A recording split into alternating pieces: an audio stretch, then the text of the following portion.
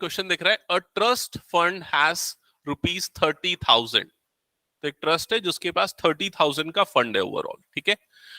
That must be invested in 2 different types of bonds. तो उसको 2 different bonds में invest करना है। The first bond pays 5% interest per year and the second pays 7%. तो दोनों bonds के interest rate यहां पर आपको दिए हुए। Clear? Using matrix multiplication, determine how 30,000 among the 2 types of bond, how to divide 30,000 among 2 types of bonds. If the trust fund must obtain an annual interest of rupees 18,000 and 2,000, sorry 1800 and 2,000। तो इतना interest मिलना चाहिए 1800। कैसे उसको divide करना है ये पूछ रहा है। और दूसरे केस में कितना बोल रहा है 2000। तो 2 अलग अलग सिचुएशन है और कैसे डिवीजन करना है। अगर इसको तुम लोग बिना मैट्रिक्स अलजेब्रा के सॉल्व कर रहे, नॉर्मल मेथड से सॉल्व कर रहे, तो कैसे इक्वेशन बनाओगे? कैसे इक्वेशन बनाओगे? रफर कैसे होगा? सबसे पहले ये तुमने मार्क किया, मान लो 30,000, इसको 2 अलग अलग बॉन्ड में इन्वेस्ट करना है। एक में कितना करना है, मान लो एक्स कर रहे हैं, तो दूसरे में कितना करेंगे 30,000 माइनस एक्स, इतना करेंगे इन्वेस्ट। समझ में आए? पहला जो बॉन्ड है जिसमें हम एक्स रुपीज इन्वेस्ट कर रहे हैं उसका इंटरेस्ट कितना है 5%। तो 5% पर एनम इसमें है। दूसरे वाले बॉन्ड में कितना है 7% पर एनम है। क्लियर हुआ? तो इससे जो टोटल इंटरेस्ट जनरेट होगा वो कितना हो जाएगा 5x अपॉन 100। समझ में आए? इससे जो टोटल इंटरेस्ट जनरेट होगा वो कितना हो जाएगा 7 इंटू 30,000 माइनस एक्स अपॉन 100। समझ में आया? दोनों को ऐड करोगे तो क्या हो जाएगा टोटल इंटरेस्ट जो जनरेट हो रहा है, और इस टोटल इंटरेस्ट को इक्वल टू क्या कर दोगे यहां पर 1800 से। समझ में आया ये चीज? जिससे आपको क्या मिल जाएगा एक्स की वैल्यू मिल जाएगी। ये तरीका नॉर्मल तरीका अगर आप बिना मैट्रिक्स मेथड से सॉल्व कर रहे हो तो, ठीक है। लेकिन आपको इसको मैट्रिक्स के फॉर्म में करना है। तो मैट्रिक्स के फॉर्म में अगर आपको करना है तो क्या करना पड़ेगा, आपको ये जो 2 पार्ट जिसमें आप डिवाइड कर रहे हो उसको मैट्रिक्स के फॉर्म में लिखोगे। तो सपोज मैं यहां पर जो फर्स्ट वाला जो है मैट्रिक्स, एक रो मैट्रिक्स लिख देता हूं जिसमें पहला जो पार्ट है उसमें एक्स आ गया जितना हम इन्वेस्ट कर रहे हैं, और जो दूसरा अमाउंट आ जाएगा वो कितना आ जाएगा 30,000 माइनस एक्स। क्लियर हुआ ये चीज? ये एक रो मैट्रिक्स बन रहा है और इसका ऑर्डर क्या है बताओ? इसका ऑर्डर क्या है 2/1। क्या ये क्लियर हुआ सबको? दूसरा एक और मैट्रिक्स बनाता हूं जिसमें मैं इंटरेस्ट रेट को लिखता हूं। इंटरेस्ट रेट 5% और 7%। उसको कौन सा मैट्रिक्स बनाऊंगा, रो या कॉलम? कॉलम। तभी वो मल्टीप्लाई हो पाएगा। मैट्रिक्स मल्टीप्लिकेशन का रूल क्या है ये, अच्छा नहीं मैंने यहां पर, हाँ ये मैंने गलत लिख दिया ना, ये 1/2 आएगा, ये 1/2। ठीक है। अब दूसरा मैं कॉलम मैट्रिक्स बनाऊंगा और कॉलम मैट्रिक्स में पहले आ जाएगा 5% और सेकंड में क्या आ जाएगा 7%, और इसका ऑर्डर क्या हो जाएगा 2/1। क्लियर हुआ? अब दोनों मल्टीप्लाई हो सकते हैं और मल्टीप्लीकेशन के बाद जो रिजल्टिंग मैट्रिक्स बनेगा उसका ऑर्डर क्या होगा 1/1। क्लियर? और वो जो अमाउंट होगा वो अमाउंट क्या देगा टोटल इंटरेस्ट, और वो टोटल इंटरेस्ट अमाउंट आपको दिया हुआ है, कितना दिया हुआ है 1800। तो दैट इज इक्वल्स टू कितना हो जाएगा यहां पर 1800। समझ में आया ये? फिर उसके बाद इन दोनों को मल्टीप्लाई करो, उसको इक्वल्स टू क्या कर दो 1800 कर दो, इस तरीके से। हाँ मतलब आगे जब इसको सॉल्व करोगे ना, नहीं 5x अपॉन 100 लिखेंगे जैसे यहां पर मैंने किया ना, वही होगा अल्टीमेटली।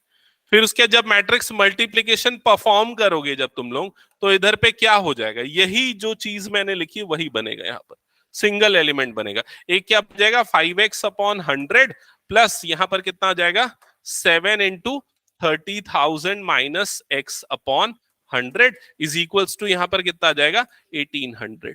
फिर इसको सॉल्व करके दोनों पार्ट को आपस में इक्वेट करोगे, एक्स की वैल्यू मिल जाएगी। समझ गए? हाँ क्योंकि 5% है तो इसलिए परसेंट की जगह पे 5/100 आ रहा है। हाँ नहीं, क्योंकि उसने बोला ना यूजिंग मैट्रिक्स मल्टीप्लिकेशन, तो इसलिए तुमको यही शो करना पड़ेगा, इसमें तुमको मार्क्स नहीं मिलेगा। ठीक है?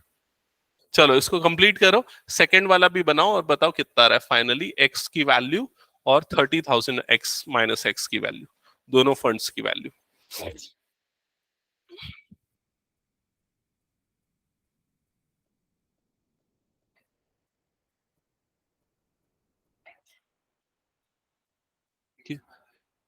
नहीं, ये बस इसको कैलकुलेट करना है तेरे को और उसको उसको इक्वल टू 1800 करना है। मतलब देख क्या करेगा इधर पे, ये वाला पार्ट कितना हो जाएगा, 5x/100 प्लस इसको कटेगा लेकिन मत काटना क्योंकि एलसीएम लेना इजी हो जाएगा।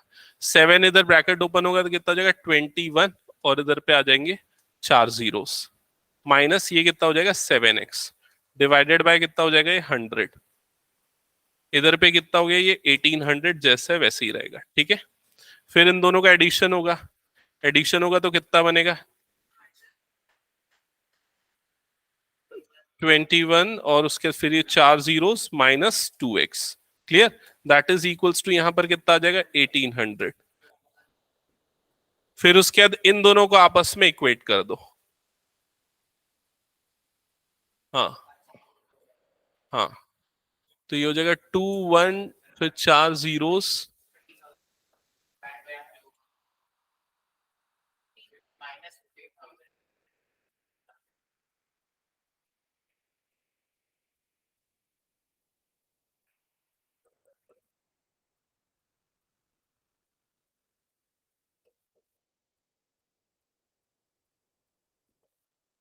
सेकेंड पार्ट भी सॉल्व कर लो ना, फाइनल आंसर बताओ मुझे।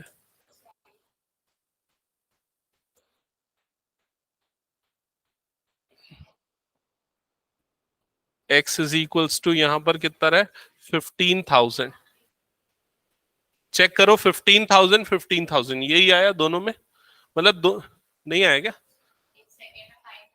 हाँ मतलब इसमें जो दोनों अमाउंट जो डिस्ट्रीब्यूट कर रहे हैं वो दोनों बॉन्ड में सेम अमाउंट डिस्ट्रीब्यूट कर रहे हैं, 15,000 15,000 ये बोलने का मतलब है मेरा। ठीक है, to obtain this much interest, 20,000 interest के लिए क्या आ रहा है, 20,000 इंटरेस्ट के लिए अमाउंट क्या क्या आ रहा है बताओ। 5,000 आ रहा है और दूसरा अमाउंट क्या आ रहा है, एक 30,000 वाले अमाउंट को हम दो पार्ट में डिवाइड कर रहे हैं ना, तो फर्स्ट अमाउंट कितना आ रहा है 5,000, सेकेंड अमाउंट कितना आ रहा है 25,000। अब मेरा क्वेश्चन ये है वो जो 5,000 है वो कौन से बॉन्ड में इन्वेस्ट हो रहा है, 5% वाले कि 7% वाले, 5%, तो ये पूरा आंसर आपको ध्यान में रखना पड़ेगा ना, क्योंकि आपने जिसको पहले लिखा है और ये जो परसेंटेज पहले, तो ये दोनों आपस में रिलेटेड है, तो तुम्हारे एक्स की वैल्यू 5,000 आई ना।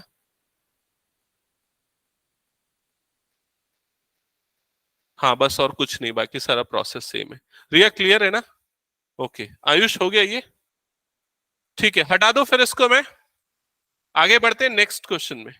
चलो ये वाला क्वेश्चन तुम लोग सॉल्व करो, इसको मैट्रिक्स के फॉर्म में रिप्रेजेंट करो, मैं चेक करता हूं नोटबुक में। ठीक है, ये क्वेश्चन आया हुआ है प्रीवियस ईयर्स में,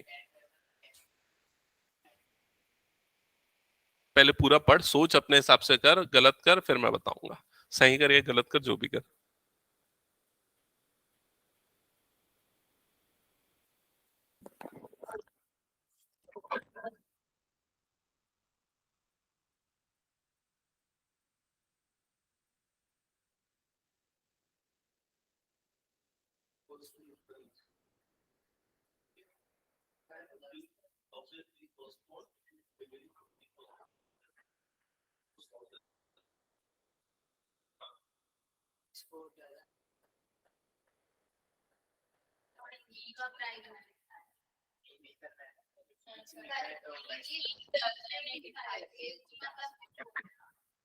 अच्छा मैं बता दूं क्या फिर, तो ट्राई करो, गलत होगा तो फिर चेक करेंगे।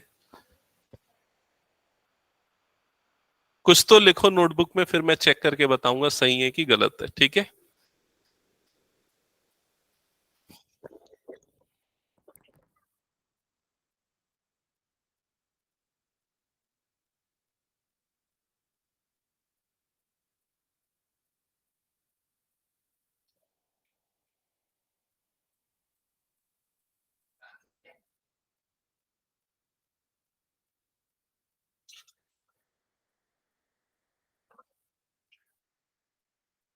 क्वेश्चन है 8.2 का है क्या? 8.2 क्या है तेरा आंसर? सही गलत? हाँ सही। नहीं ऐसे में तो ये मैट्रिक्स मल्टीप्लाई नहीं, तो ये ऐसे टोटल कॉस्ट निकालना है, find the total amount of books. हाँ ठीक है, तो ये ऐसा, हाँ ये ऐसा और बाहर में 12 आएगा, करेक्ट। 2106 ऐसा कुछ है। देखा तू सॉल्व कैसे किया है? सही किया है, बस बाहर में 12 तेरा आ जाएगा। ओके तो यहाँ पर एक बार मैं एक्सप्लेन करता हूँ क्या लिखा हुआ है। एक स्कूल में 12 dozen chemistry book, 8 dozen physics की बुक है, 10 डजन इकोनॉमिक्स की बुक है। सेलिंग प्राइस ₹80, ₹60 एंड ₹40 ईच है। Find the total amount the bookshop will receive from selling all the books using matrix algebra. तो यहाँ पर हम दो मैट्रिक्स बनाएंगे जिसमें एक में बुक्स लिखेंगे कितनी है, क्वांटिटी उनकी, तो 10 डजन, 8 डजन और 10 डजन, ये तीन टाइप की बुक्स है। इसको हम एक रो मैट्रिक्स में लिखेंगे, डजन है मतलब इंटू 12 होगा। आप चाहो तो हर एक नंबर को 12 से मल्टीप्लाई करके लिख दो या बाहर में 12 लिख दो, एक स्केलर, दोनों चलेगा। ये वाला मेथड ज्यादा इजी अच्छा है मेरे ख्याल से, ठीक है। तो इसका ऑर्डर क्या हो गया, 1/3, जिसमें बुक की क्वांटिटी है। फिर उसके बाद बोल रहे their selling prices are ₹80, 60 and 40 each. तो जो सेलिंग प्राइस है उसको भी हम एक मैट्रिक्स, कॉलम मैट्रिक्स में रिप्रेजेंट करेंगे सो दैट उसका ऑर्डर 3/1 हो और दोनों मल्टीप्लाई हो सके। तो यहाँ पर प्राइस है 80, 60, 40, तो ये हो गया 80, ये हो गया 60, ये हो गया 40, ठीक है। अब टोटल अमाउंट निकालना जो रिसीव होगा, तो उसके लिए हम इन दोनों मैट्रिक्स को मल्टीप्लाई करेंगे। ये वाला मैट्रिक्स और ये वाला मैट्रिक्स मल्टीप्लाई होगा। तो पहले 12 को एज इट इज रहने दो बाहर में, इन दोनों को मल्टीप्लाई कर दो। तो इनका मल्टीप्लीकेशन कैसे बनेगा, 10 इंटू 80 मतलब ये आ जाएगा 800 प्लस 8 6 48 मतलब 480 प्लस 400। 1/1 का मैट्रिक्स बनने वाला है। क्लियर हुआ है यहां तक? ठीक है, हाँ 20,160, हाँ ठीक है। तो ये हो जाएगा 12, यहां पर इन सब का एडिशन आएगा 1200 और 1680, यही आ रहा है क्या सम, 1680। फिर ये हो जाएगा 0, 12 8 जा 96 का 6, ये आ गया 9, 12 6 जा, हाँ 981 1, या जगह 8 12 1 से 12 20160, हाँ इतना कम कैसे आ सकता है 260, अच्छा 20,260, ये आया नंबर 1680। ओके बाकी लोग चेक करो ये हो गया क्या। चलो नेक्स्ट आगे क्वेश्चन करते हैं, हटा दो इसको मैं पूरा। अब यहां से स्टार्ट होगा देखो नया टॉपिक, और इसका नाम है ट्रांसपोज। मतलब इसका एक क्वेश्चन जो है ना, चांस रहता है चाहे वो एमसीक्यू में दे दे या फिर 2 या 3 मार्क्स के क्वेश्चन में दे दे, तो ध्यान से सुनना। ट्रांसपोज एक्चुअल में मैट्रिक्स पे एक ऑपरेशन है। क्या होता है, मान लो अगर आपका मैट्रिक्स ए है जिसके एलिमेंट ए आई जे है, उसका ऑर्डर m/n है, ठीक है। सीधा एक एग्जांपल से बता देता हूं। मान लो ये आपका एक मैट्रिक्स है, मैट्रिक्स ए दिख रहा है, इसका ऑर्डर क्या है 3/2, 3 रोज है 2 कॉलम है, क्लियर। अगर मान लो इसके रोज को मैं कॉलम में बदल दूं, मतलब ये जो फर्स्ट रो है उसको मैंने बना दिया फर्स्ट कॉलम, जो सेकंड रो है उसको मैंने बना दिया सेकंड कॉलम, और थर्ड रो को मैंने बना दिया थर्ड कॉलम, तो ये जो रिजल्टिंग मैट्रिक्स मिला उसको हम पहले वाले मैट्रिक्स का ट्रांसपोज बोलेंगे। समझ गए, मतलब रो को कॉलम में चेंज कर देना, this operation is called transpose, ठीक है। तो ऑब्वियसली ऑर्डर भी चेंज हो जाएगा, पहले ऑर्डर क्या था 2/3 था, अब 3/2 था, अब ऑर्डर क्या हो जाएगा 2/3। क्लियर ये चीज, और ये उसकी डेफिनेशन है। तो डेफिनेशन में ये बताया matrix A element I J order m/n, जब ट्रांसपोज लेंगे तो उसको a डैश या ए और ऊपर में टी, इससे डिनोट करते हैं ट्रांसपोज वाले मैट्रिक्स को। उसमें क्या हो जाएगा, एलिमेंट ए आई जे की जगह ए जे आई हो जाएगा और ऑर्डर भी एन बाय एम हो जाएगा। क्लियर हुआ ये चीज? तो हटा दो फिर इसको मैं। ओके, अब आते हैं properties of transpose of matrices पे। तो सबसे फर्स्ट प्रॉपर्टी क्या है कि अगर किसी भी मैट्रिक्स का दो बार ट्रांसपोज लोगे आपको सेम मैट्रिक्स मिलेगा। एक बार वेरीफाई करके देखो, मान लो एक मैट्रिक्स ए लेते हैं जिसका एलिमेंट है 1 2 3 4 5 6, ठीक है। ट्रांसपोज लोगे ए ट्रांसपोज, तो बताओ फर्स्ट कॉलम क्या बन जाएगा? फर्स्ट कॉलम बन जाएगा 1 2 3, सेकेंड कॉलम क्या बन जाएगा? 4 5 6। क्लियर हुआ? फिर से एक बार ट्रांसपोज ले लेते, ए ट्रांसपोज का फिर से ट्रांसपोज ले लिया, तो अब फर्स्ट रो क्या बन जाएगा? 1 4, first column sorry, second column क्या बन जाएगा? 2 5, थर्ड कॉलम क्या बन जाएगा? 3 6। That is equals to A. Clear हुआ? तो अगर किसी भी मैट्रिक्स का even number of times transpose ले रहे हैं, मतलब 2 4 6, तो आपको सेम मैट्रिक्स मिलेगा। कंक्लूजन ये हुआ इसका, ठीक है। सेकेंड प्रॉपर्टी क्या दिख रही है आपकी? सेकेंड प्रॉपर्टी देखो, समझो इधर, के क्या है यहां पर? कांस्टेंट या स्केलर। अगर किसी कांस्टेंट को ए से मल्टीप्लाई करो फिर ट्रांसपोज लो, या ट्रांसपोज को लेने के बाद मल्टीप्लाई करो, सेम मिलेगा। जैसे ये मान लो मैट्रिक्स ए हो गया, इसमें मान लो मैं 2 मल्टीप्लाई करता हूं, तो 2a वाला जो मैट्रिक्स बनेगा वो क्या हो जाएगा? 2 4 6 8 10 12, यही होगा। अब इसका ट्रांसपोज लेते, तो 2a का होल ट्रांसपोज अगर मैं लूंगा तो यहां पर क्या मिलेगा हमको? फर्स्ट कॉलम क्या बन जाएगा? 2 4 6, सेकेंड कॉलम क्या बन जाएगा? 8 10 12। समझ में आया? ये आ गया। और अगर मान लो ये जो ट्रांसपोज लिया हुआ था उसी में अगर मैं 2 मल्टीप्लाई कर दूं, 2 इंटू 8 ट्रांसपोज कर दूं, तो इसमें 2 मल्टीप्लाई होगा तो क्या बनेगा? 2 4 6 8 10 12। तो दोनों क्या मिलेगा आपको? सेम मिलेगा। समझ में आया कि नहीं इस एग्जांपल से?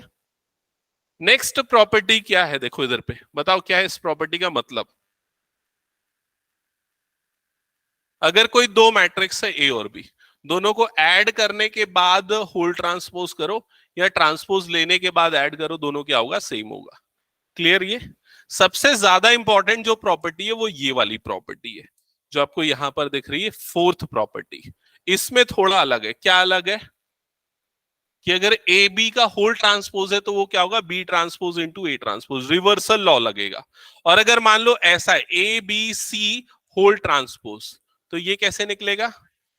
सी transpose B transpose into A transpose. Clear? ये हटा दो इसको भी मैं।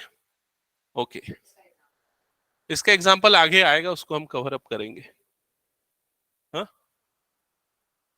क्योंकि ऑर्डर बदल जाता है ना ट्रांसपोज लेते हो तो। जैसे ए का ऑर्डर 2/3 है, बी का ऑर्डर 3/2 है, तो अगर उसको ट्रांसपोज ले लोगे तो दोनों के ऑर्डर चेंज हो जाएंगे, तो मल्टीप्लाई नहीं हो पाएंगे, इसलिए। ठीक है, चलो ये एक एग्जांपल दिया हुआ है, इसमें आपको वेरीफाई करना है। ठीक है, ये सारी प्रॉपर्टी हो जाएगा, ये चेक करो एक बार। एक काम करो, इसकी ना तुम लोग सेकेंड प्रॉपर्टी वेरीफाई करके दिखाओ मुझे। सेकेंड प्रॉपर्टी, ये वाला जो पार्ट दिख रहा है ना, बाकी तो कर ही लोगे, ये वाला पार्ट करके देखो वेरीफाई।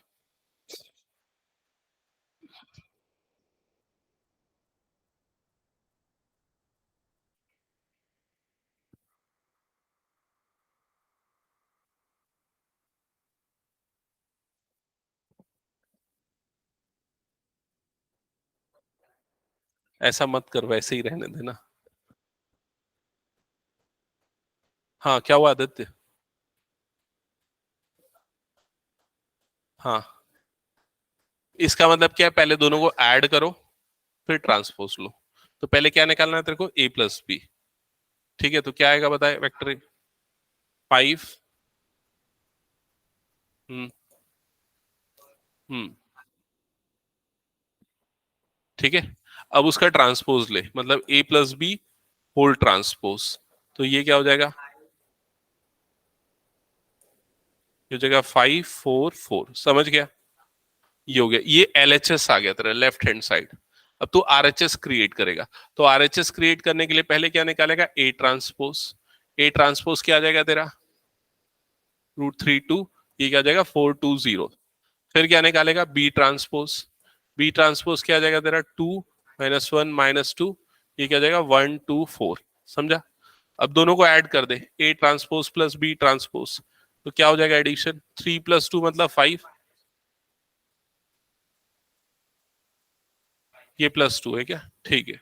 समझ गया ना प्रोसेस क्या होगा, हो गया वेरिफिकेशन। ओके, बाकी फर्स्ट का तो मैंने एग्जाम्पल बता दिया था, और ये थर्ड वाला पार्ट का भी एग्जाम्पल मैंने बता दिया था, तो इसमें कोई इशू नहीं जाएगा। आगे बढ़े क्या, हो गया तो, हाँ, क्या बदल गया, अरे नहीं, ये तेरा क्या आया, ये तेरा यही आएगा, चेक कर, √3 - 1 4 4 4 यही है। अब तेरे को इसमें क्या करना था, क्वेश्चन पढ़, तेरे को इन दोनों को इक्वल प्रूफ करना था, तो तेरा दोनों इक्वल आ गया ना, खत्म। अब ऑर्डर जो भी हो, दोनों आपस में इक्वल है ना, ठीक है। आगे बढ़ते हैं नेक्स्ट, इसमें ये वाली प्रॉपर्टी तुम लोगों को वेरीफाई करनी, ये वाला क्वेश्चन करो सॉल्व, चलो ये वाला क्वेश्चन सॉल्व करेंगे सभी अभी।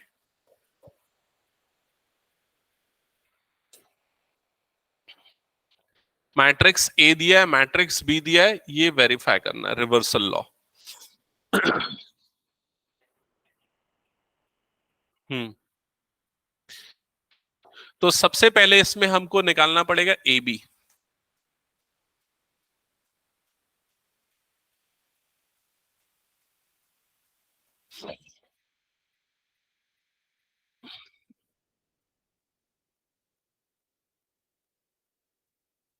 हम्म, ए बी तो हमने पहले लिख दिया ए, फिर लिख दिया बी।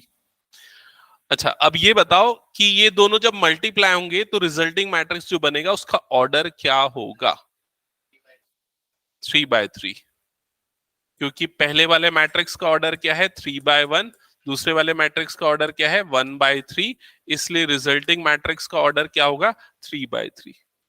ये बताया था ना मैंने, ये दोनों कट जाते हैं तो क्या बचा 3, और यहाँ क्या बच गया 3, तो 3/3 का मैट्रिक्स बनेगा। जो मैट्रिक्स बनेगा उसके एलिमेंट, हाँ चलो, first row, first row -2 -6 +12, correct, -2,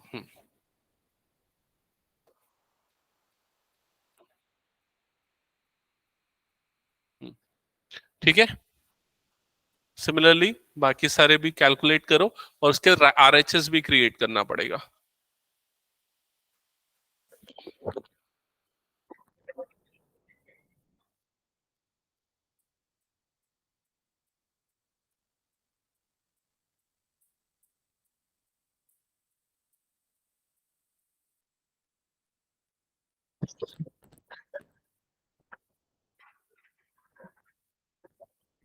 तो क्या आ रहा है, ए बी बताओ, दोनों का मल्टीप्लीकेशन, सेकेंड रो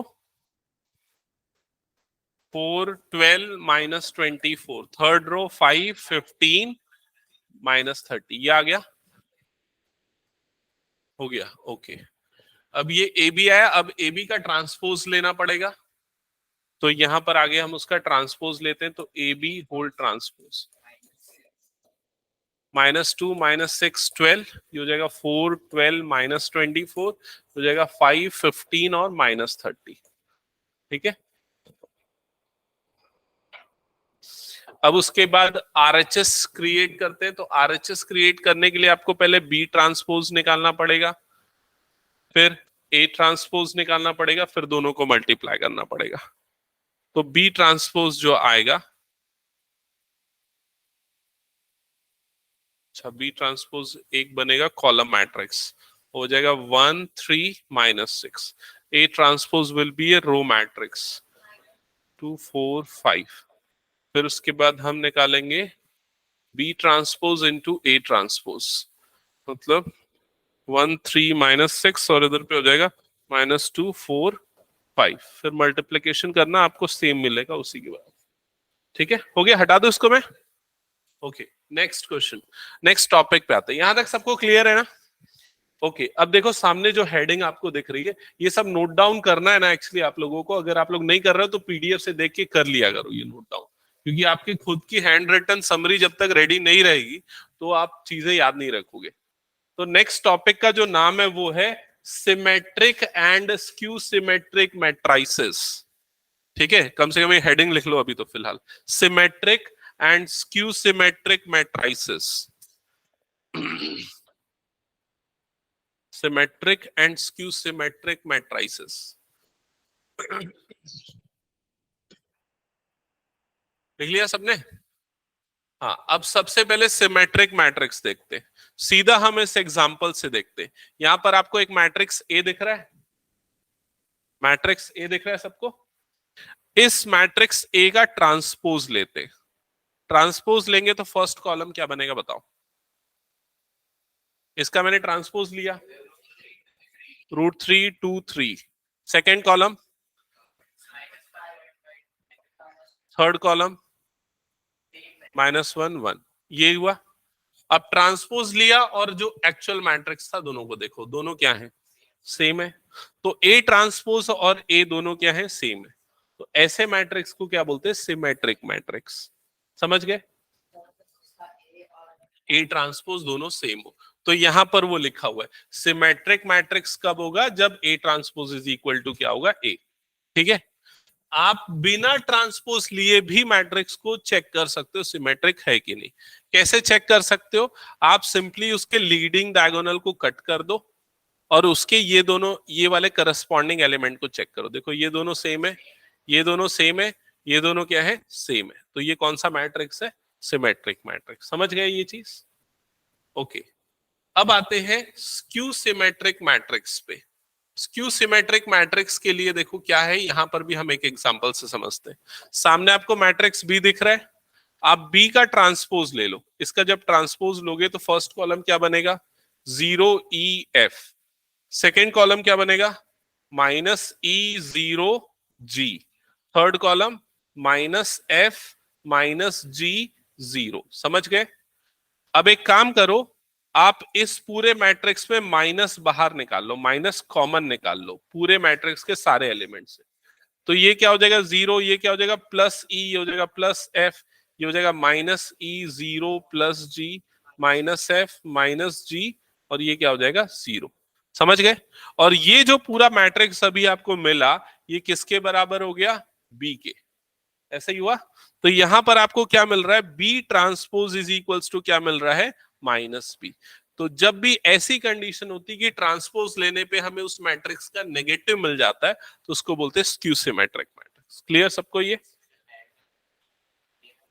हाँ, आप आइडेंटिफाई कैसे कर सकते हो? देखो इसमें दो चीजें समझो। पहला तो ये कि स्क्यू सिमेट्रिक मैट्रिक्स जो है उसका लीडिंग डायगोनल हमेशा 0 होगा। ये पहली प्रॉपर्टी, इस प्रॉपर्टी पे बेस्ड क्वेश्चन एक आया था। ठीक है, दूसरा प्रॉपर्टी ये है कि उसके जो करस्पॉन्डिंग एलिमेंट है वो सेम रहेंगे, बस उनके साइन क्या हो जाएंगे? अपोजिट। जैसे E और -E, F और -F, G और -G। समझ गए ये चीज? अब क्या क्वेश्चन आया था? ये क्वेश्चन आया था कि show that leading diagonal of skew symmetric matrix are 0। मतलब आपको प्रूफ करना था कि ये वाले लीडिंग डायगोनल जो है उसके एलिमेंट क्या होते हैं? 0। कैसे प्रूफ करेंगे? कैसे प्रूफ करेंगे कि स्क्यू सिमेट्रिक मैट्रिक्स का लीडिंग डायगोनल 0 होता है? लीडिंग डायगोनल मतलब ये जो दिख रहा है ना, ये लीडिंग डायगोनल, पहले एलिमेंट से लास्ट एलिमेंट को ज्वाइन करने वाला जो।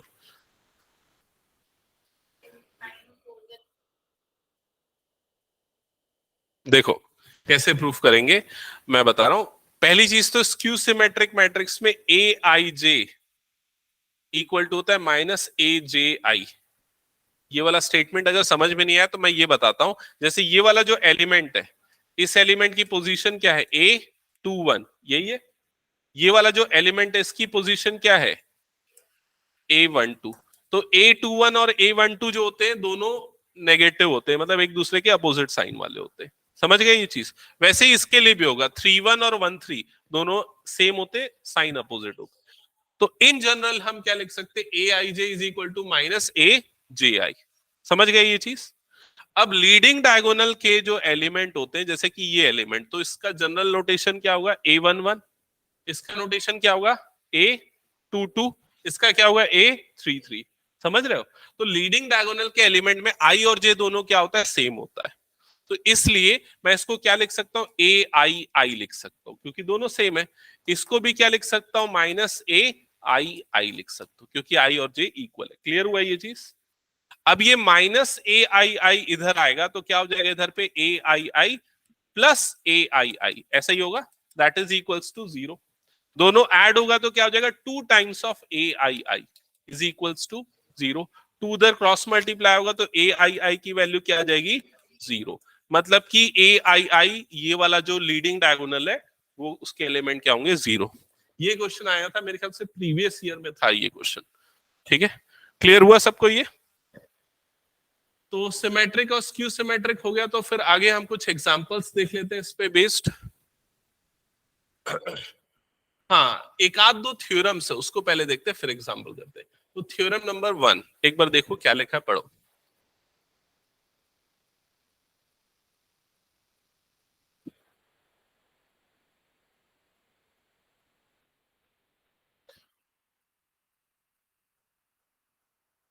क्या बोलता है थ्योरम 1 कि अगर मान लो ए कोई स्क्वायर मैट्रिक्स है तो ए प्लस ए ट्रांसपोज करने पे जो मैट्रिक्स मिलेगा वो हमेशा क्या होगा, सिमेट्रिक। और ए माइनस ए ट्रांसपोज करने पे जो मैट्रिक्स मिलेगा वो हमेशा क्या होगा, स्क्यू सिमेट्रिक। ये थ्योरम है। तो पहले इस थ्योरम की हम टेस्टिंग कर लेते हैं कोई भी एक एग्जांपल लेके। मान लो मैंने मैट्रिक्स ए लिया और ये हो गया 1 2 3 4 5 6 7 8 9। ठीक है, अब मुझे ये थ्योरम से तुम ए प्लस ए ट्रांसपोज, पहले ये निकाल के बताओ, ए प्लस ए ट्रांसपोज जो मैट्रिक्स बनेगा वो क्या होगा, कैलकुलेट करो जल्दी से, बताओ क्या होगा।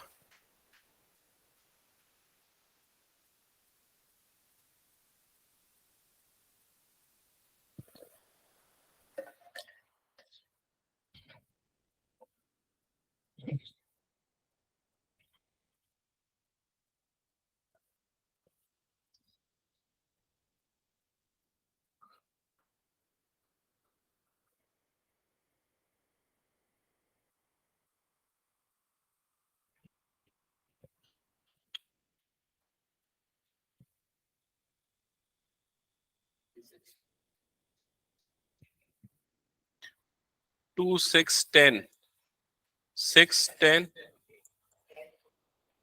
10 18 ये आया सबका। तो अब देखो ये कौन सा मैट्रिक्स है, सिमेट्रिक है। यहीं से देख सकते हो तुम लोग, देखो लीडिंग डायगोनल को छोड़ दो, इन दोनों एलिमेंट को मैच कर दो, सेम है। इन दोनों एलिमेंट को मैच कर दो, सेम है। ये दोनों एलिमेंट भी मैच कर दो, सेम है। समझ गए? तो किसी भी स्क्वायर मैट्रिक्स के लिए ये हमेशा ट्रू होगा। क्लियर? अब इसका जो सेकंड पार्ट है कि ए माइनस ए ट्रांसपोज जो है वो स्क्यू सिमेट्रिक होगा, तो ये भी करना है। ए माइनस ए ट्रांसपोज, चलो ये निकाल के बताओ जल्दी से, ए माइनस ए ट्रांसपोज ये हमेशा सिमेट्रिक ही आएगा। चाहे मैट्रिक्स ए के कोई भी नंबर ले लो, उसका और उसके ट्रांसपोज का एडिशन हमेशा सिमेट्रिक आएगा। ठीक है,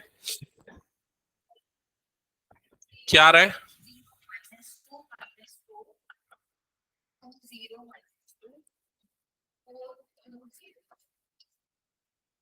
ये आया सबका?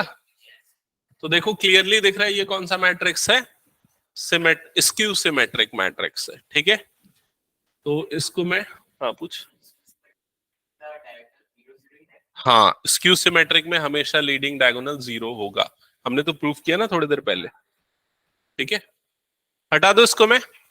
लेकिन अगर मान लो आपके एग्जाम में क्वेश्चन पूछता है कि show that A plus A transpose is a symmetric matrix and A minus A transpose is skew symmetric matrix, अगर ये क्वेश्चन पूछा है तो आप कैसे इसको प्रूफ करोगे?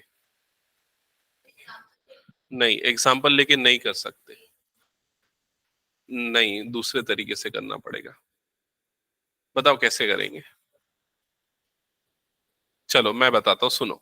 आपको प्रूफ करना है कि ये कौन सा मैट्रिक्स है, सिमेट्रिक। तो इस मैट्रिक्स को हम अज्यूम कर लेते हैं कि ये पूरा मैट्रिक्स जो है बी है। तो बी इज इक्वल टू क्या हो गया, ए प्लस ए ट्रांसपोज। समझ गए ये? अब आपको बी को प्रूफ करना है कि वो सिमेट्रिक है। तो कब प्रूफ होगा कि बी सिमेट्रिक है, जब बी का ट्रांसपोज बी के इक्वल होगा, तब वो प्रूफ हो जाएगा कि वो क्या है, सिमेट्रिक। तो आपको बी तो दिया हुआ है, आपको क्या निकालना पड़ेगा, बी ट्रांसपोज निकालना पड़ेगा। समझ गए? तो वो कैसे निकालेंगे, उसके लिए हम दोनों तरफ ट्रांसपोज ले लेंगे। तो यहां पर मैंने ट्रांसपोज ले लिया, राइट साइड में भी ट्रांसपोज होगा, तो यहां पर ट्रांसपोज लेंगे तो क्या हो जाएगा, होल ट्रांसपोज हो जाएगा। क्लियर हुआ? अब वो प्रॉपर्टीज जो मैंने बताई थी ट्रांसपोज की, उस प्रॉपर्टी के हिसाब से ये क्या हो जाएगा, पहले वाले का ट्रांसपोज प्लस ए ट्रांसपोज का होल ट्रांसपोज, ऐसे ही होगा। हाँ, तो ए ट्रांसपोज प्लस ये क्या हो जाएगा, ए। इसको ऑर्डर चेंज कर सकते हैं, मतलब ए प्लस ए ट्रांसपोज लिख सकते हैं। तो B transpose is equal to this. तो बी ट्रांसपोज और बी दोनों क्या हो गए, सेम हो गए। इसका मतलब ये जो मैट्रिक्स है, ये जो मैट्रिक्स बनेगा वो कौन सा मैट्रिक्स बनेगा, सिमेट्रिक। क्लियर हुआ ये चीज? अब इसका सेकेंड पार्ट आप लोग प्रूफ करके बताओ। सेकेंड पार्ट आप लोग प्रूफ करके बताओ, मतलब क्या प्रूफ करना है आपको, कि A माइनस ए ट्रांसपोज कैसा मैट्रिक्स होगा, स्क्यू सिमेट्रिक मैट्रिक्स होगा, ये प्रूफ करना है। चलो जल्दी से करो। सी ले लो, कोई नया मैट्रिक्स ले लो, C इज इक्वल टू ऐसा ले लो, A माइनस ए ट्रांसपोज। समझ गए? अब तुमको अगर इसको स्क्यू सिमेट्रिक प्रूफ करना है, तो स्क्यू सिमेट्रिक की कंडीशन क्या है, C transpose is equal to क्या होता है, माइनस सी। तो ये लाना पड़ेगा। समझ गए ना क्या करना है? चलो करके दिखाओ मुझे जल्दी से। ये प्रूफ भी आता है ना, ये थ्योरम्स के प्रूफ।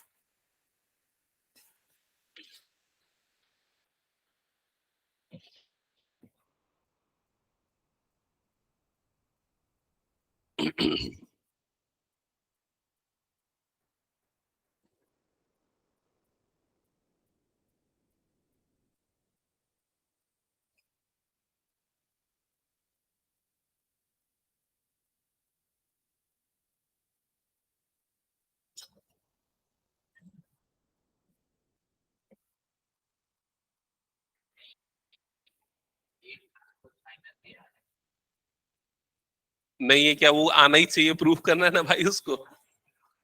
नहीं हो रहा है प्रूफ?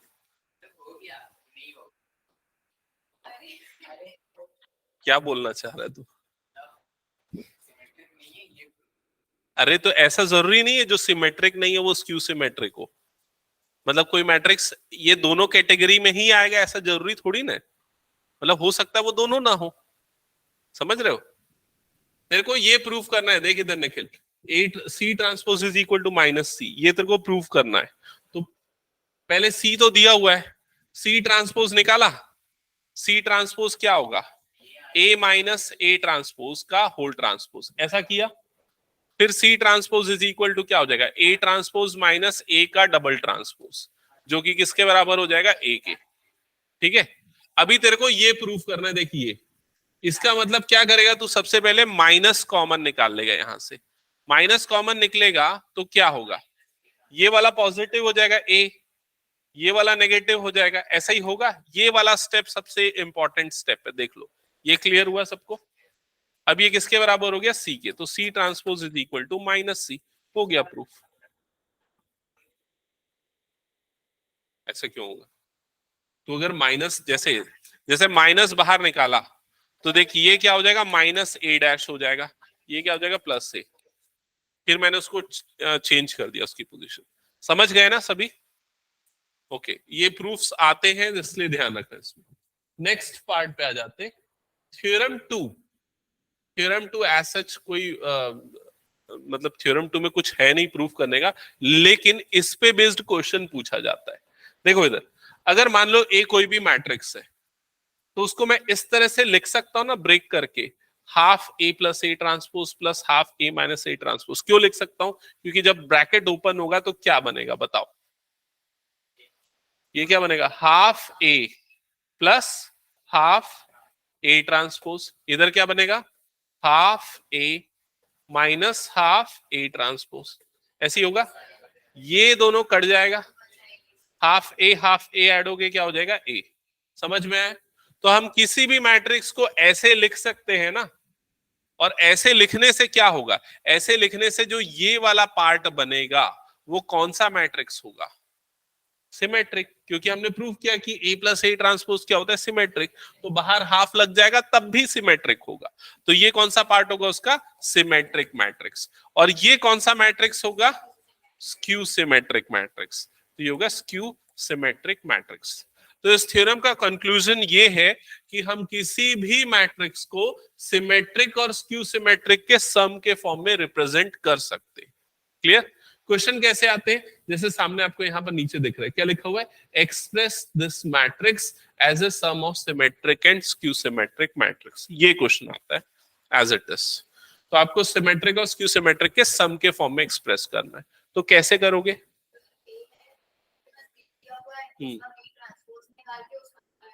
करेक्ट। आपको बी दिया हुआ है, आप सबसे पहले क्या निकाल लो?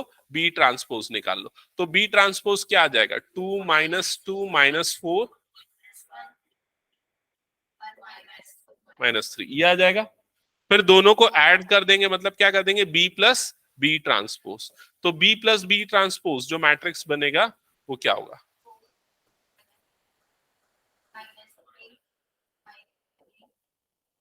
6 3 नहीं, 2 आएगा ना, 2। ये क्या हो जाएगा? -3 2 - 6, ऐसे ही हो जाएगा बी प्लस बी ट्रांसपोज।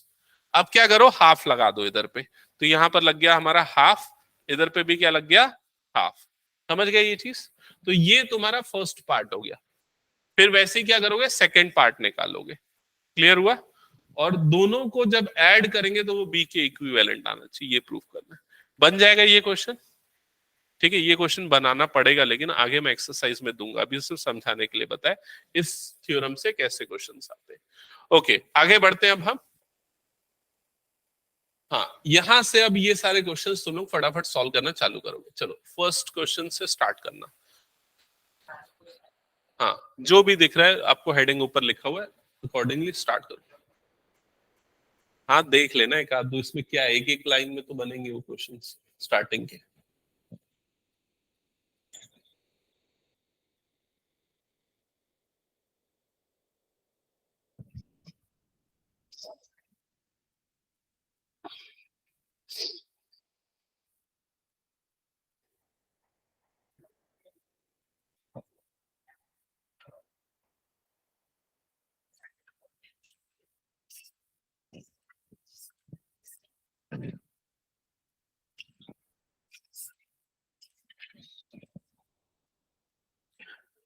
तुम लोगों की बुक में केस स्टडी वाले क्वेश्चंस दिए हुए हैं ना ऑलरेडी, तो उसको रेफर करना।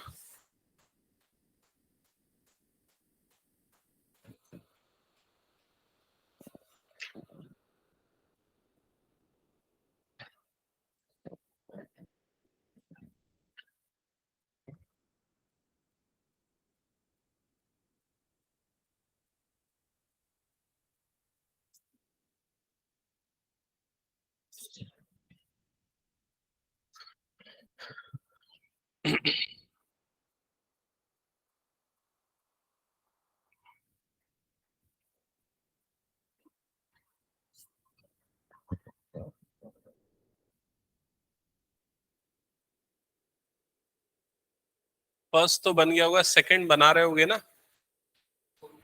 सेकंड का फर्स्ट पार्ट हो गया क्या वेरीफाई?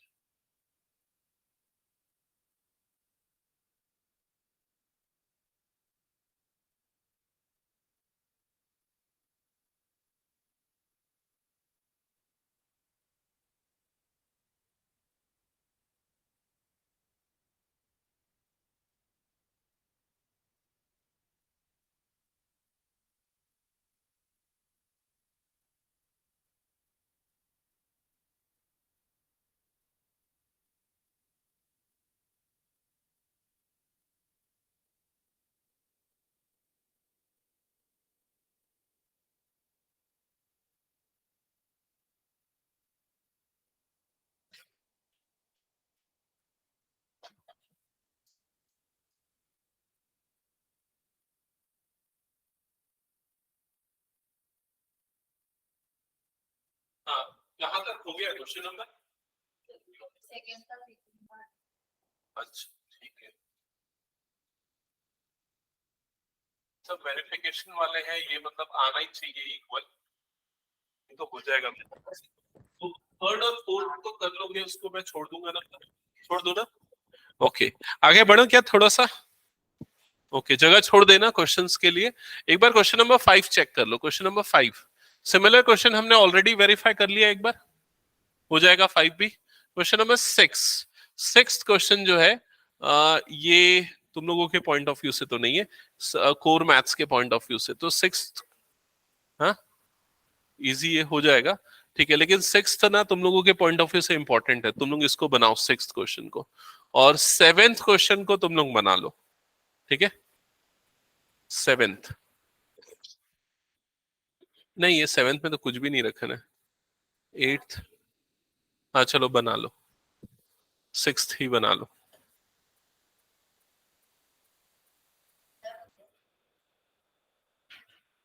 कौन सा वाला? अच्छा वाले, हाँ वाले बना लो, ठीक है। क्वेश्चन नोट किया ना? ये नहीं, मतलब उसके पहले वाले बोल रही, 4 5।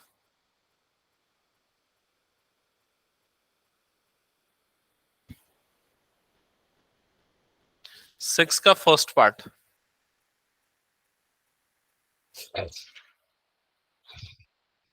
क्या मैं एक्सप्लेन करूं इसको?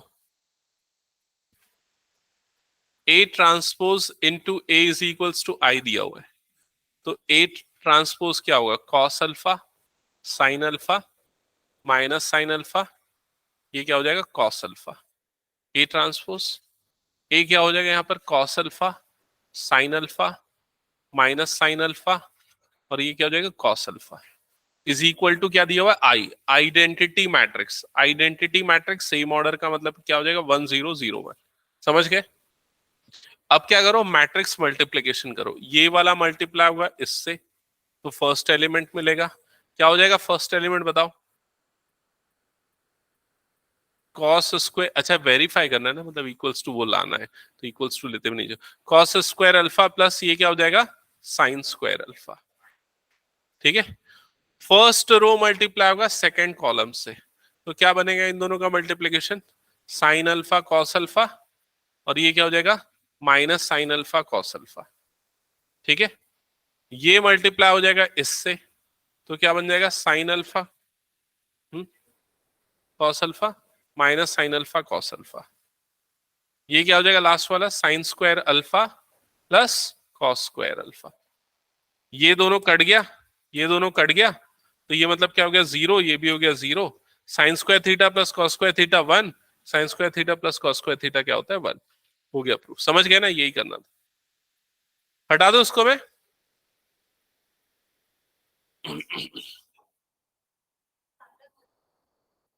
हाँ, उसमें एलिमेंट्री ऑपरेशन है, वो डिलीट हो जाता है, तुम लोगों के में भी है लेकिन डिलीट हो जाएगा,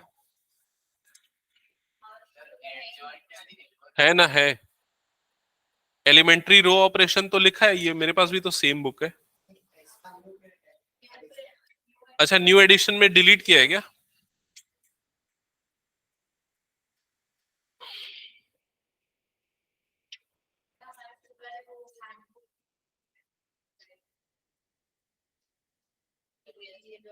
अच्छा हाँ, ये नए एडिशन में डिलीट कर दिया उसको, ठीक है।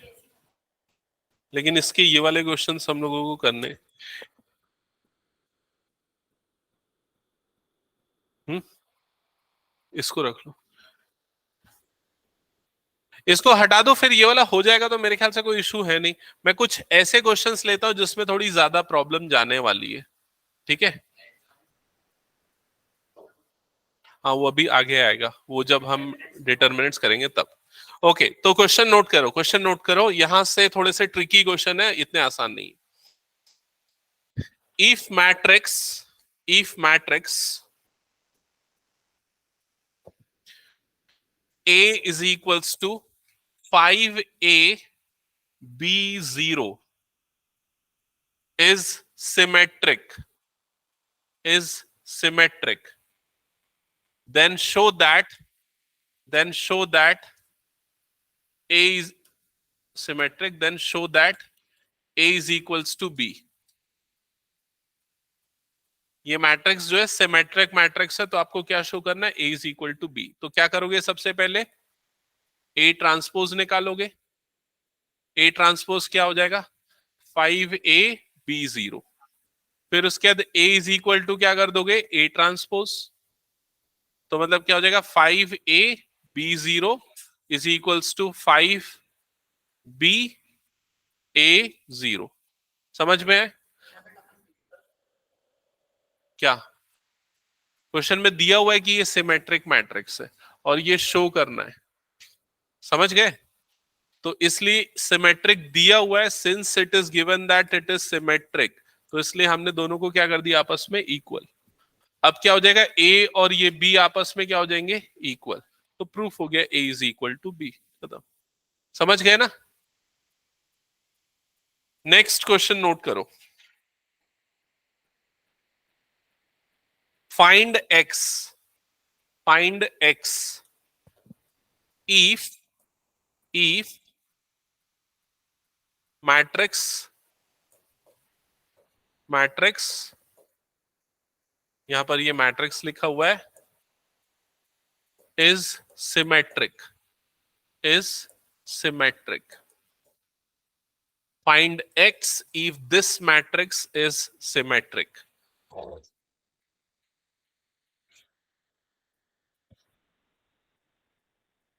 बताओ क्या आएगी x की वैल्यू? हाँ, क्या?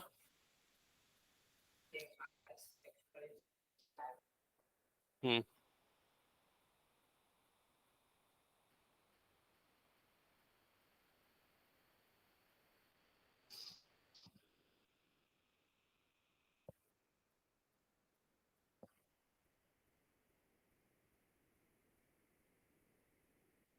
हेलो,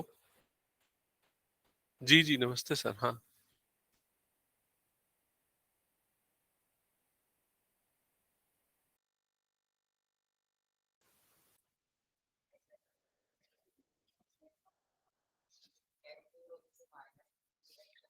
हम्म, तो सबसे पहले इसका ट्रांसपोज निकाल लिया होगा। ट्रांसपोज क्या है इसका,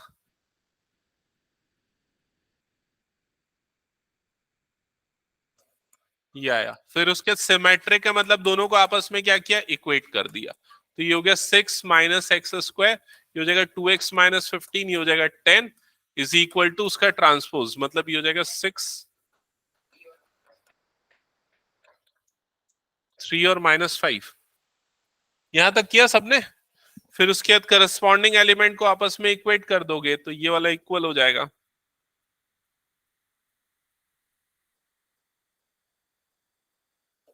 fifteen is equal to 0, middle term split हो गए, सॉल्व हो जाएगा। ठीक है, रिया हुआ क्या, आयुष हो गया? ओके, ठीक है। नेक्स्ट क्वेश्चन दे रहा हूं, फिर मैं इसको हटा दूं ना। नेक्स्ट क्वेश्चन नोट करना।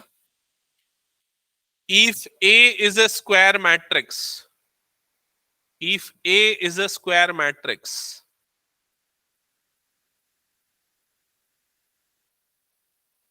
if A is a square matrix, then show that, then show that A transpose A is symmetric. A transpose A is symmetric. हाँ, लेकिन एग्जाम्पल लेके नहीं करना है ना। A is a square matrix, A क्या है, एक स्क्वायर मैट्रिक्स है, ये दिया हुआ है। और क्या प्रूव करना है, A transpose A is symmetric. आपको इसको सिमेट्रिक मैट्रिक्स प्रूव करना है। समझ गए? चलो बताओ, कौन कौन कर सकता है इस क्वेश्चन को?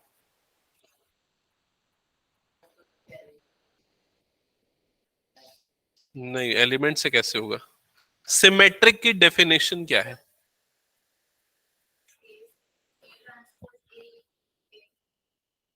नहीं, ऐसा नहीं कर सकते। क्यों? तो क्या, तो उससे क्या होगा फिर आगे?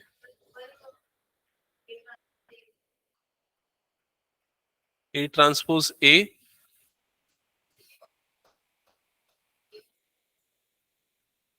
नहीं, इसको थोड़ा देखो, मैं समझा देता हूँ इस टाइप के, फिर और एक दो क्वेश्चन दूंगा, वो बताना। सबसे पहले आपको किसको सिमेट्रिक मैट्रिक्स प्रूफ करना है? इस मैट्रिक्स को सिमेट्रिक प्रूफ करना है, ठीक है। तो जिस मैट्रिक्स को सिमेट्रिक प्रूफ करना है उसको बी ले लो। तो बी इज इक्वल टू क्या हो गया? ए ट्रांसपोज ए। याद है हमने थ्योरम प्रूफ किया था, ऐसी अप्रोच किया था। फिर उसके बाद आपको बी को सिमेट्रिक प्रूफ करना है ना। मतलब क्या आना चाहिए? B transpose is equal to क्या आना चाहिए? बी आना चाहिए। याद है ऐसा किया था हमने? तो उसके लिए क्या करना पड़ेगा? ट्रांसपोज लेना पड़ेगा दोनों तरफ। तो इधर पे क्या हो जाएगा? B transpose. इधर पे क्या हो जाएगा? ए ट्रांसपोज ए का होल ट्रांसपोज। समझ गए? अब ये बी ट्रांसपोज हुआ, इधर क्या होगा राइट साइड में बताओ? Reversal law. इसका पहले ट्रांसपोज होगा, फिर इनटू इसका ट्रांसपोज होगा। समझ गए ना? तो यहां पर क्या हो जाएगा? A transpose into A transpose का होल ट्रांसपोज। समझ गए? ये बी ट्रांसपोज हो गया, ये ए ट्रांसपोज हो गया, और ये क्या बन जाएगा? ए बन जाएगा। क्लियर हुआ ये चीज? क्या उल्टा लिखा मैं? ठीक है ना? अब देखो दोनों पार्ट को देखो, इस वाले की वैल्यू जो है और इस वाले की वैल्यू, दोनों की वैल्यू सेम आ रही है। तो B इज इक्वल टू क्या आ गया? B transpose is equal to क्या आ गया? बी। मतलब ये कौन सा मैट्रिक्स है? B symmetric. इसका मतलब ये भी क्या है? Symmetric matrix. समझ गए ना? ऐसे प्रूव कर रहे हैं और ऐसे क्वेश्चन आते हैं। अब ऐसे ही एक और क्वेश्चन दे रहा हूं, फिर बताना। ये नोट कर लो जल्दी से।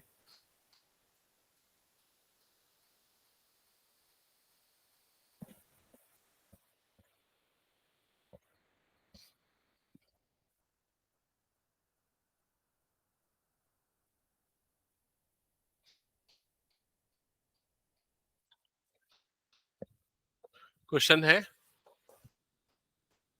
if A and B are symmetric matrices, if A and B are symmetric matrices and AB is equals to BA, then show that show that AB is symmetric. AB is symmetric.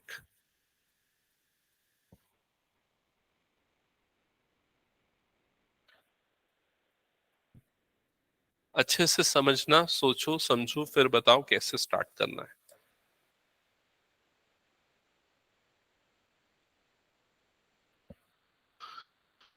तो सबसे पहली line में क्या लिखा हुआ है? ए और B दोनों क्या सिमेट्रिक है। अगर कोई दो मैट्रिक्स सिमेट्रिक, मान लो ए सिमेट्रिक है, तो सिमेट्रिक है तो क्या? A transpose is equal to A. यही होगा सिमेट्रिक है तो। ये दिया हुआ है।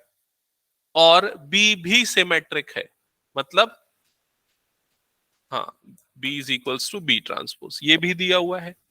और क्या दिया हुआ है? A plus A B is equal to क्या दिया हुआ है? B A. तो ये सबसे पहले हमने जो भी गिवन था उसको हमने लिख दिया। यहां तक क्लियर सबको? अब क्या प्रूफ करना है? ए बी कैसा मैट्रिक्स होगा? सिमेट्रिक। तो जिसको सिमेट्रिक प्रूफ करना है उसको मैं सी मान लेता हूं। तो सी इज इक्वल टू मैंने ले लिया ए बी। समझ गए? अब तुमको सी को सिमेट्रिक प्रूफ करना है। तो मतलब क्या सेम आना चाहिए? C dash is equals to क्या आना चाहिए? सी आना चाहिए। ये प्रूफ करना है। हो गया? ठीक है। इसके बाद क्या करेंगे अगला स्टेप में? सी डैश कर देंगे, दोनों तरफ ट्रांसपोज ले लेंगे। इधर ए बी का क्या हो जाएगा? Whole transpose. C dash is equals to ये क्या हो जाएगा? B transpose A transpose. समझ में आया? अब क्वेश्चन में क्या बोल रहा है कि बी ट्रांसपोज जो है वो किसके बराबर है? बी के। तो बी ट्रांसपोज को किससे रिप्लेस कर देंगे हम? बी से। और ए ट्रांसपोज किसके बराबर है? ए के।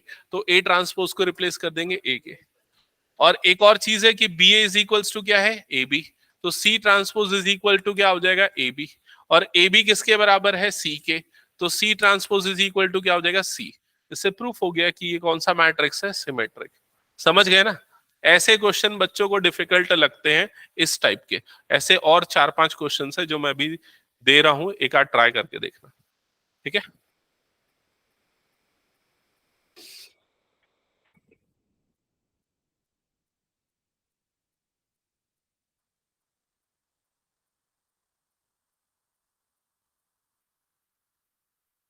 चलो एक लास्ट क्वेश्चन दे रहा हूं, ये खुद से बना के बताओ, ठीक है? क्वेश्चन लिखना, if A, if capital A ना, if capital A comma capital B and AB are symmetric matrices, symmetric matrices, then show that, then show that AB is equal to BA. ये गिवन है, ये given है, और ये proof करना है, ये प्रूफ करना है। हाँ, तो बन जाना चाहिए फिर जल्दी से।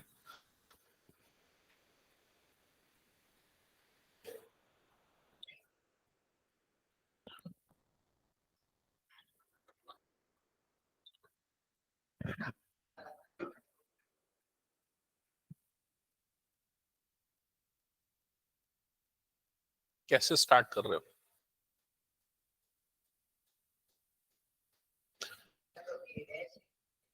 सबसे पहले जो गिवन है उसके हिसाब से a dash is equals to a, b dash is equals to b, और A B whole dash is equals to A B,